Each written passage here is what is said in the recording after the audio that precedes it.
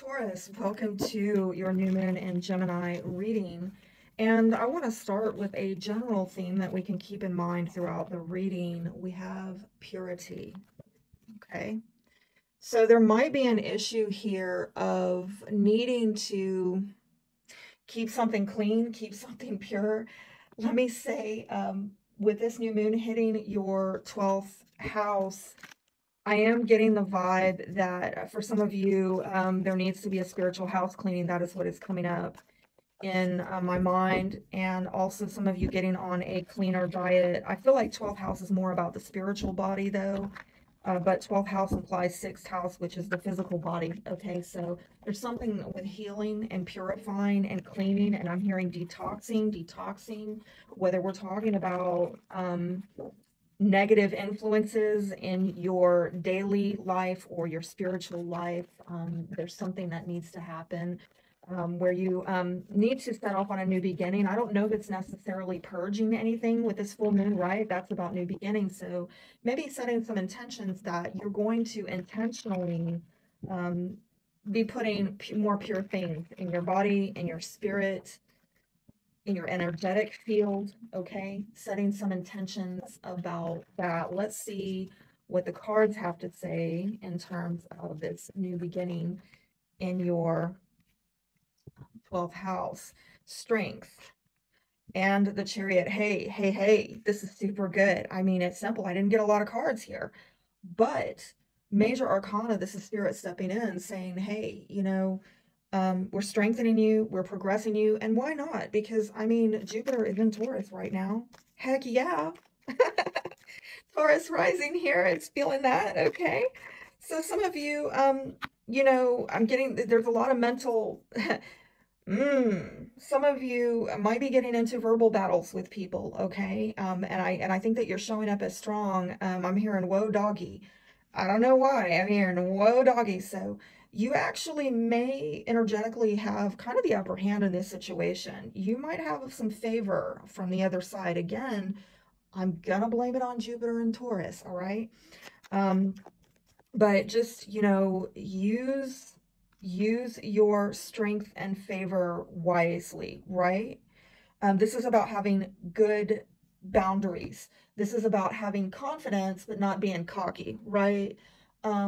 Being bold but not overpowering, okay? But I think this is about you asserting yourself in a way that is helping you to get forward movement on your rightful blessed path. You know what I'm saying? It might be though that you have to withhold or restrain yourself at times, maybe hold back on getting involved with people who are not in agreement with you, okay? Because I could see some people maybe arguing here with you, and maybe a new way of thinking needs to come out of this. Maybe a lot of mentally anxious energy about this dynamic where there's a lack of agreement, okay?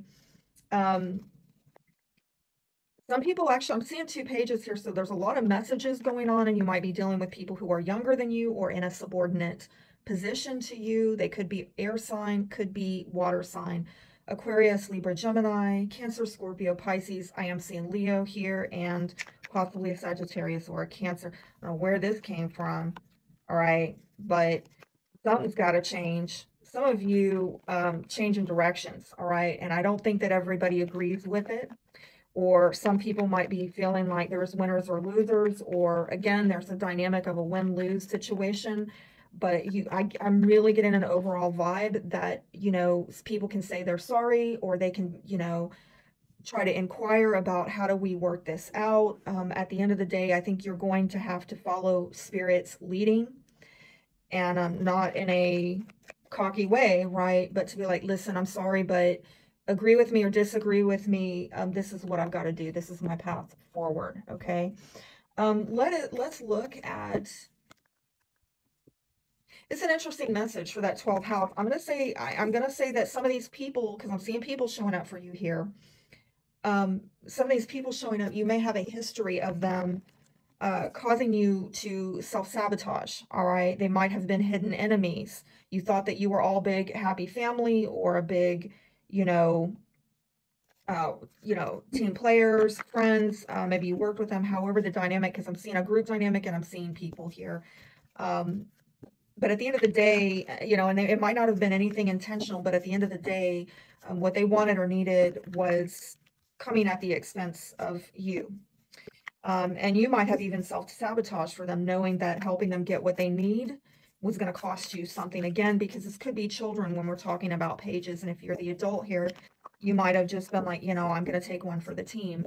But I feel like right now with this new beginning, it is you got to get very clear about your direction and to make some forward movement, and you know, on what spirit is leading you to do right now. Okay. And I really see that there could be communications, you communicating to other people and saying, listen, I'm, you know, sorry, but I got to do me now. Okay. Enough of doing you. But let's look at your blind spot where maybe you're not seeing things clearly. Oh, there's that Chariot there. So we're getting some, you know, overlap here where it's something about that your direction. Some of you maybe not clear about your direction. You got a brand new start here, though. That's beautiful. Okay. Aries might be relevant. Again, Sagittarius, Cancer, and possibly, oh, we got a lot. We got a lot. We got a lot. Gemini might be relevant. Air sign again, High Priestess. All right, let me see if I can arrange this a little bit better to make more sense of it, because we just do have a lot more cards than I thought. So there's a Five of Swords coming up again. So you don't see this conflict very clearly. You need a new beginning with it, but I don't, maybe again, Neptune in the 12th, sorry, Neptune in the 11th. You don't really see something very clearly in terms of something Aquarian possibly, but also it could be friend groups, ideals, wish fulfillment, colleagues. And I see whatever the disagreement has been here with the High Priestess, you've maybe known intuitively, okay? But you have been maybe mentally conflicted, like on an intuitive level, you know what you ideally want, but it's the logic, the reasoning, what other people think and what other people are saying that's really messing you up. But I think you know the truth with the King of Swords here, what decision you need to make to get forward movement in your life and get a new beginning. And it might have to do with, you know, a relationship. I'm going to go on and see, you know, what advice we can get for you, Taurus. What is the advice for Taurus in this situation? Oh my gosh. Do you see this? You have got to, I'm getting this. Even though it's a new beginning, I do feel part of this new beginning is purging and releasing, which is something I would normally do during a, you know, a full moon, right? 2 weeks ago, or another 2 weeks from now. Okay. But part of this new beginning is you have got to get clean of the things that are mucking up your progress, your forward movement.